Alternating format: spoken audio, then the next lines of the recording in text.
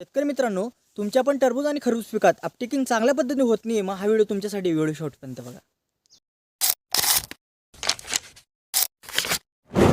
तर शेतकरी मित्रांनो, मी आपला कृषी मित्र लोकेश पाटील. आज आपण टरबूज या पिकातील शेतात आलेलो. तर मित्रांनो, तुम्ही बघू शकता की आपण या टरबूज या पिकातील शेतात आलेलो. तुमच्या पण प्लॉटला अशा पद्धतीची कंडिशन आहे किंवा दिवसाच्या मानाने चांगल्या पद्धतीने वाढ होत नाही किंवा शाखीय वाढ जशी पाहिजे तशी होत नाही किंवा अतिप्रमाणात प्लॉट पिंगट पडतोय किंवा हे होतोय, तर त्यासाठी आपण काय केलं पाहिजे? तर मित्रांनो, तुमच्या पण टरबूज आणि खरबूज पिकात ही समस्या आढळून येते, मग तुम्ही काय उपाययोजना केल्या पाहिजे? तर शेतकरी मित्रांनो, तुम्ही ड्रिपद्वारे सल्फर देऊ शकता. सल्फरमुळे काय होते, मुळांचं चांगल्या पद्धतीने संगोपन होतं. मुळांचं चांगल्या पद्धतीने संगोपन झालं तर तुमचं शाखीय वाढ चांगल्या पद्धतीने होते. नंतर तुम्ही सल्फर दिल्याने तुमचा पिवळसरपणा किंवा पिंगटपणा दूर करू शकता. त्यामुळे पानात हिरवेगारपणा व पान निरोगी राहते.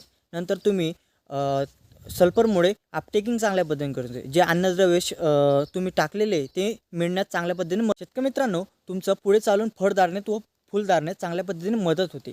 अशाच पद्धतीने तुम्ही सल्फरचा वापर करू शकता आणि थंडीत तुम्ही सल्फर दिल्याने तुमच्या झाडाला ताणमुक्त करू शकतात. धन्यवाद शेतकरी मित्रांनो. तुम्हाला हा व्हिडिओ कसा वाटला आणि व्हिडिओतील माहिती कशी वाटली, तसंच टरबूज आणि खरबूज पिकातील शेतकऱ्यांना ही माहिती पोहोचवा. धन्यवाद शेतकरी मित्रांनो.